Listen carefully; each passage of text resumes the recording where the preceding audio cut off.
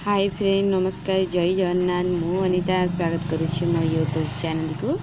आज आम गोटे भल रेसिपी बनइबा तो ओडिया रेसिपी बनइबा तो आम आज अंडा भुजिया बनइबा। तो चलते मुझे अंडा भुजिया बनाऊँगी वीडियो स्टार्ट करवा। तो प्रथम आम गैस ऑन करी कढ़ई बसई नेबा। कढ़ई बसईनी प्लान बसई नहीं देखु।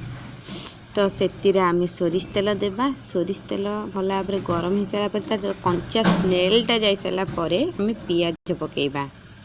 तो देखो मो पियाज बड़ साइज फाड़े ठार टिके छोट नहीं तो ताकू देबा। ताकू मिनिमम 2-3 मिनट भाजी देबा भल भाव। पियाज को बेसी लाल करके भाजबानी तो जस्ट अल्प टिके करके भाजबा। एबे तो ग्रीष्म ऋतु हो गलानी तो आम तो अधिकांश ओडिया लोक आम पखाल खाइबा। तो से लगी ये रेसिपीटी तो आपण मैंने आराम से बनई पारे बहुत बढ़िया टेस्ट लगे। तो एबे पियाज तो आमर हो जाए आम टमाटर आ धनिया पत्र पकेदेबा। तो ताकू 2-3 मिनट मीडियम आंचरे ही भाजबा। मु कही रखुची आपण मानू जदि मो वीडियो भल लगे प्लीज लाइक करदेवे। जदि चैनल नुआ था तो प्लीज चैनल को सब्सक्राइब करने एमती ओडिया रेसिपी आपण मैंने देखिपारे। तो एबे आमे पकेदेबा टेस्ट अनुसार लुण हल्दी गुंड हाफ चामच लंका गुंड 1 चामच। तो अंडा मु 3टा नहीं से हिसाब रे ही मु टमाटर पियाज नहीं से हिसाब रे मु लुण हल्दी गुंड लंका गुंड नहीं। तो आपण से हिसाब रे ही नेबे। आपणकर अंडा भुजिया बहुत बढ़िया टेस्ट लागिबो खाया पे। तो आप आराम से भी एमती बनई पारे।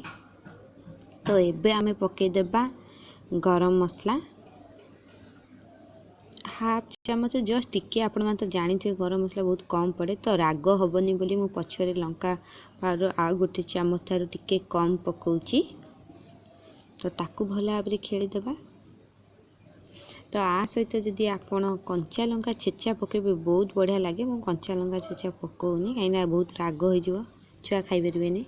तो एबे आमे पकेदेबा से अंडा। तो अंडा को फटेकी गोटे गिनार अलग रखी। तो एबे ताकू देदेबा। ताकू देकी आमे 1 मिनिट ठारू टी हाफ 30 सेकेंड भाया छाड़देबा। तापर आमे खेलेबा।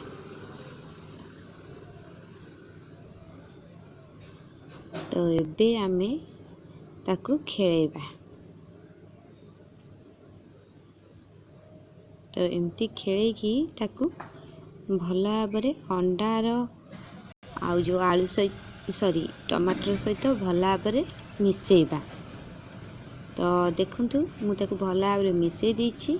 तो एमती करिकी आउ टिके भल भाव खेलेदेबा जेमिटी टमाटर आमर कंचा रही कि अंडा भी आमर अंडार कंचा स्मेल रही भल भाव 2टा अंग भल भाव मिसीज आ भल भाव सीझ। यही रेसिपी बहुत प्राय पखाल खायापाई आमर बहुत बढ़िया टेस्ट लगे। तो आपण मैंने आराम से ही बनइबे आ कमेंट करके कहिबे ये रेसिपीटी आपण मानकु केमिति लागिला।